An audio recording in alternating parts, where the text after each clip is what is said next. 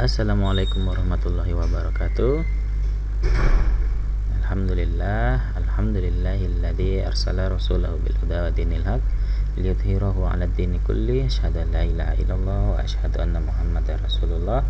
Rabbi shrah li sadri wa yassir li amri wa hlul 'uqdatam min lisani yafqahu qawli. Baik, kita bertemu lagi di mata kuliah struktur data. Kali ini kita masuk ke pembahasan tentang antrian. Nah, di sini kita masuk di pertemuan ke-6 ya. Oke. Kita lihat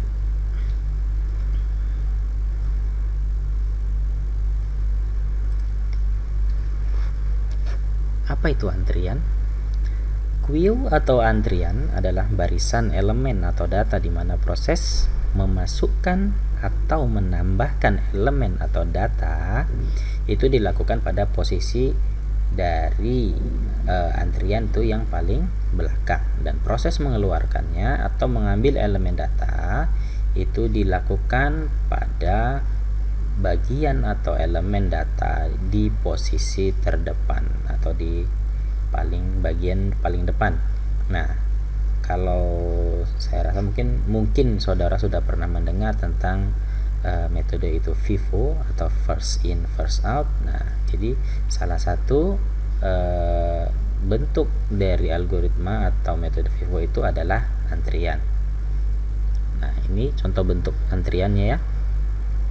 Ini bagian belakang, ini bagian depan. Maka nanti yang di bagian depan ini itu yang akan dilayani pertama kali. Ini contoh seperti saudara antri di bank, di mana-mana saja lah, bayar di kasir. Nah, itu kan yang bagian depan dulu yang dilayani, bukannya bagian belakang ya, kecuali ada orang dalam. Nah, itu beda hal. Kemudian nah, di sini kita definisikan suatu antrian itu adalah queue. Nah, jadi queue itu nanti di dalamnya ada data, itu ada mulai elemennya ya, ada Q1, Q2, Q3 sampai Qn antriannya. Jadi nanti di bagian depannya itu atau bagian depan itu adalah Q1. Nah, ini nanti yang akan dilayani pertama kali. Kemudian bagian belakangnya adalah Qn. Nah, ini yang akan dilayani terakhir, tapi terlihat nanti kita bisa lihat lagi apakah di belakangnya bakalan ada elemen lagi atau data lagi yang masuk atau tidak. Nah, kalau ada yang masuk, maka nanti data yang baru masuk itulah yang akan menjadi bagian belakang dari suatu antrian. Nah, kalau Q ini adalah jumlah elemen dalam antrian pada suatu saat tertentu. Nah, ini ada operasi-operasi dasar pada struktur antrian atau queue ya. Yang pertama ada create atau membentuk antrian. Nah, ini ya. Kemudian ada is empty. Ini nanti kita bisa melihat apakah suatu antrian itu kosong atau tidak. Nah, jadi jawabannya itu hanya boolean ya, pilihannya antara true atau false. Kemudian ada insert atau menambahkan elemen ke dalam antrian. Ada remove atau delete, itu untuk menghapus elemen pada front atau bagian depan. Nah, jadi kenapa yang diambil bagian depan? Karena bagian depan itu sudah dilayani.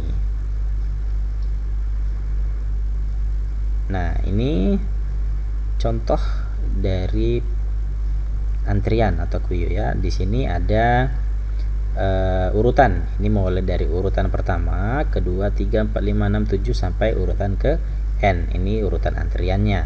Nah, di sini kita tambahkan data ke A, maka data ke A setelah ditambahkan dia akan menjadi bagian paling depan dari antrian. Nah, begitu ya, bagian paling depan dari antrian. Kemudian kita coba tambahkan lagi satu elemen, yaitu elemen B. Ini ya, kita insert elemen B pada antrian Q. Nah, elemen B ini akan kita letakkan pada antrian kedua dari baris antrian yang kita miliki. Nah, jadi nanti bagian depannya atau frontnya itu adalah A, kemudian rearnya atau belakang itu adalah B. Jadi nanti setelah A ini dilayani, maka selanjutnya adalah B. Nah, kemudian kita lihat lagi nanti apakah ada yang masuk lagi pada urutan antrian berikutnya. Nah, ini begitu seterusnya ya. Nah, ini kita lihat lagi satu lagi. Ini ditambahkan lagi pada antrian itu C. Nah, berarti nanti C ini berada pada antrian ketiga. Kita lihat lagi. Kita remove 1. Di remove 1 setelah yang A ini terlayani. Maka nanti akan hilang A-nya atau setelah selesai, maka yang menjadi bagian depan dari antrian itu adalah data yang ke B atau elemen B. Nah, C ini tetap akan menjadi bagian belakang dari antrian. Oke.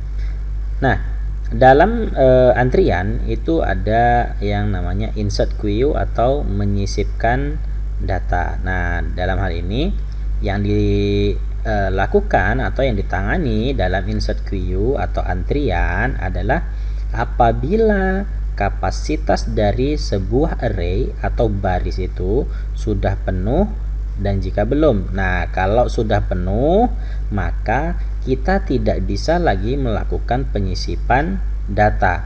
Contoh, saudara ngambil nomor antri di bank. Nah, kapasitas dari antrian itu berbeda-beda masing-masing bank, mulai dari kantor kas, kantor cabang, kantor pusat, itu beda-beda.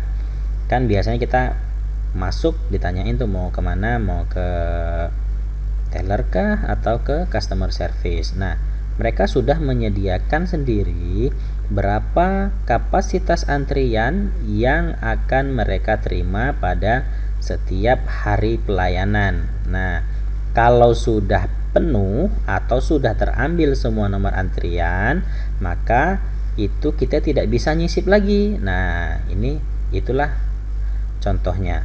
Tapi jika belum, maka indeks dari rear atau bagian belakang antrian akan bertambah 1 ya, akan ditambahkan 1. Kemudian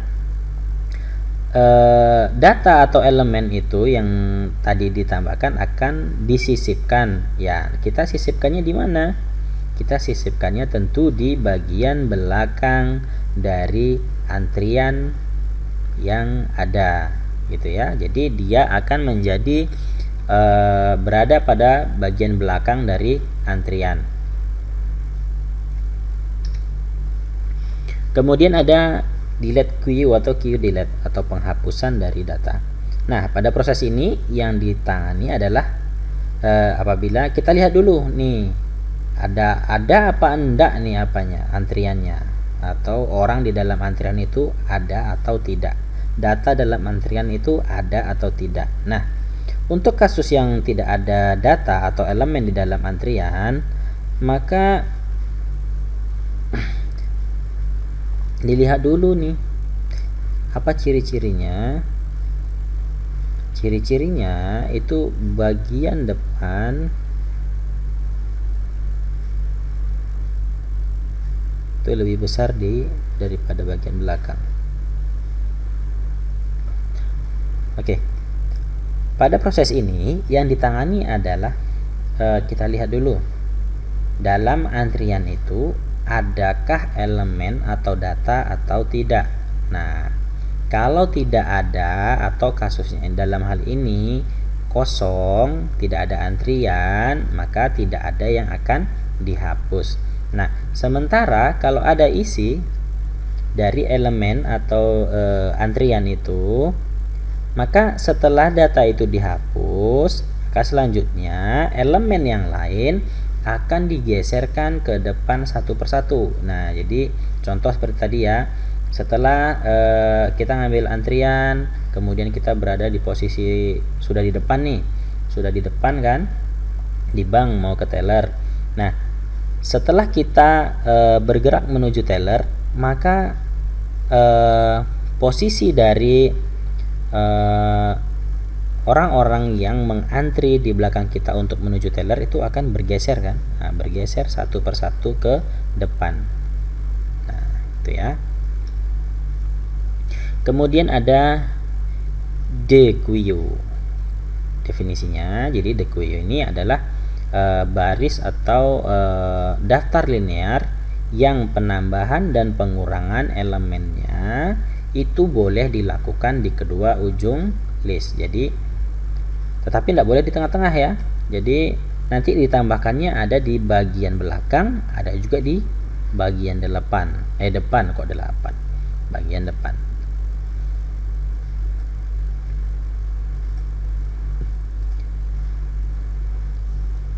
Apa sih contoh dari dequeue? Nah, contoh dari dequeue ini yang jadi apa ya pertanyaan? Apakah orang yang sudah masuk dalam antrian itu bisa keluar sebelum dilayani?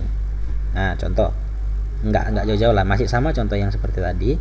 Kita masih ambil contoh di antrian di bank. Nah, kadang kita sudah antri nih, tapi tiba-tiba ada sesuatu hal yang mendesak dan mengharuskan kita untuk meninggalkan bank tersebut. Maka di situ kita meninggalkan atau keluar dari antrian. Nah, jadi ada dua macam dequeue. Yang pertama adalah dequeue atau inputnya terbatas, yaitu melakukan penambahannya itu atau menambahkan elemen data itu hanya boleh pada salah satu sisi. Sedangkan untuk penghapusan itu boleh dari kedua sisi. Jadi dequeue itu yang kalau untuk input terbatas itu boleh nambahkannya hanya dari satu sisi saja. Untuk menghapuskannya boleh dari kedua sisi. Jadi silakan siapa yang mau keluar dari antrian silakan. Itu ceritanya, istilahnya ya. Kemudian dequeue untuk output terbatas, yaitu dequeue yang penghapusan elemennya hanya boleh pada satu sisi, sedangkan penambahan elemennya boleh pada kedua sisi. Selanjutnya ada yang namanya priority queue atau antrian berprioritas. Nah, antrian berprioritas itu merupakan himpunan elemen ya, elemen atau bisa dibilang kalau dalam antrian itu urutan antrian itu yang setiap elemennya atau datanya itu diberikan tingkat prioritas tertentu. Nah, sementara untuk urutan pemrosesannya itu didasarkan atas prioritas tersebut. Nah, biasanya prioritasnya ini sudah ditentukan yang apa sih indikator dari prioritas tersebut. Nah, jadi dalam antrian itu nanti yang diutamakan adalah elemen prioritas. Nah, jadi yang elemen prioritasnya dengan nilai tertinggi, mana yang prioritas paling tinggi itu yang diproses terlebih dahulu. Nah, kalau ada dua elemen dengan prioritas yang sama, maka yang diproses itu adalah berdasarkan siapa yang datang terlebih dahulu atau data mana yang diinput terlebih dahulu, gitu ya. Jadi kalau untuk dengan prioritas yang sama itu metode FIFO tetap berlaku. Nah, apa contohnya untuk priority queue atau antrian dengan yang berprioritas? Nah, contoh di rumah sakit. Nggak perlu kalau di sini saya buatkan itu pada bagian ICU, gitu ya. Dibuatkan pada bagian ICU di rumah sakit. Pasien itu biasanya antri ya kan, antri untuk mendaftar. Nah, dilihat dulu kalau biasanya di rumah sakit itu ada indikator itu mulai ditempel-tempel itu biasa di dinding. Bagaimana keadaan saudara, apakah sakit sekali atau bagaimana. Tapi yang menilai ini kadang bisa juga dari petugas yang ada di rumah sakit. Jadi nanti bisa dilihat oleh mereka mana sih yang menjadi prioritas utama harus dilayani. Nah, yang pertama itu dia ada yang kesleo pasiennya. Kemudian yang kedua disengat lebah. Ketiga digigit ular. Nah, kalau kita lihat dari ketiga pasien tersebut, maka yang menjadi prioritas tertinggi kalau menurut saya pribadi itu adalah yang digigit ular. Kenapa? Karena urgensinya lebih tinggi. Nah, takutnya nanti yang digigit ular ini bisa meninggal dunia. Tapi tetap aja kita lihat lagi digigit ularnya ular apa, yang berbisakah atau tidak. Kalau tidak yang berbisa, tentu kita lihat juga seberapa parahnya.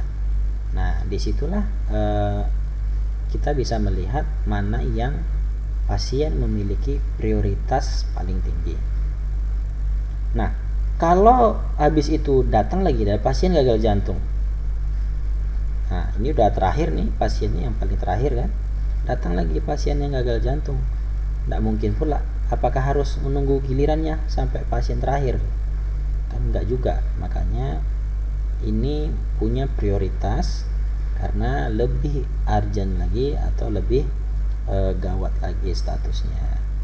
Jadi nanti mana pasien yang lebih gawat statusnya itu yang akan dilayani terlebih dahulu.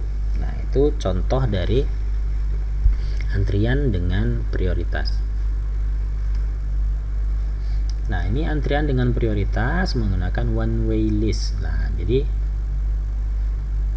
ini dia ada contoh bagaimana representasinya.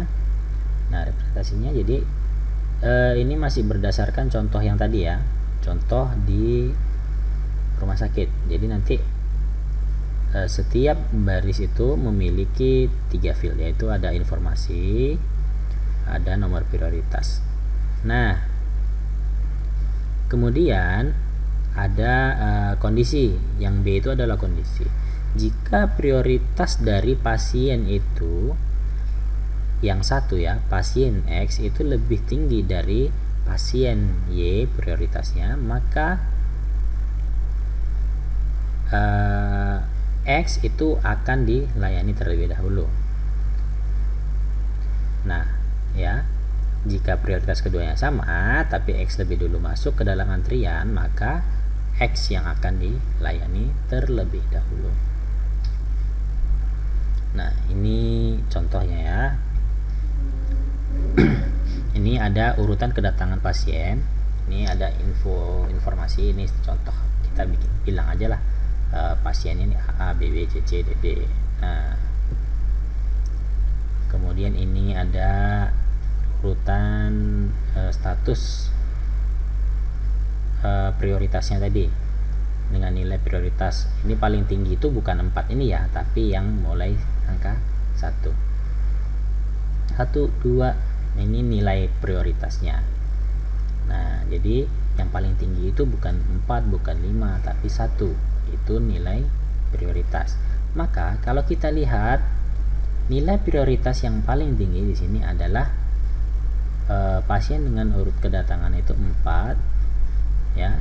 Berapa prioritasnya paling tinggi adalah 1 gitu ya, paling tinggi.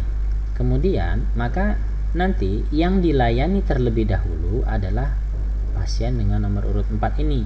Nah, setelah selesai maka kita lihat lagi mana yang mempunyai prioritas penanganan paling tinggi. Ini ada pasien 1, pasien 5, dan pasien nomor 8. Nah, karena ketiga pasien ini memiliki urgensi atau prioritas yang sama, nah di sini dilihat lagi berdasarkan waktu kedatangan. Nah, karena waktu kedatangannya pasien yang nomor 1 ini lebih dulu, maka nanti setelah dimulai dari pasien keempat, maka selanjutnya yang akan dilayani adalah pasien dengan nomor urut 1, kemudian 5, baru 8 gitu ya. Nah, ini dia. Kalau dibuat secara berurut seperti ini. Jadi pasien yang tadi ya. Jadi ini yang urutan keempat, ini urutan ke-1, jadi berurutan dia. Karena ini adalah prioritasnya tadi ya. Prioritas, tapi ini kenapa dia dilayani duluan yang nomor 2 yang ini? Karena dia masuk ke dalam antrian itu pada lebih dulu. Begitu seterusnya. Nah, implementasi dari priority queue itu ya menggunakan one way list seperti tadi ya, itu dan array.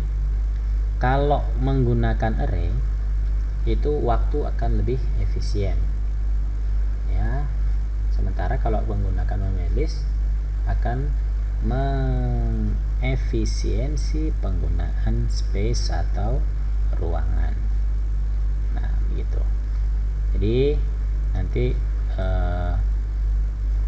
saudara bisa pelajari lagi kira-kira manakah sistem antrian yang lebih baik, menggunakan array kah, atau urutan secara langsung tadi, atau one way list.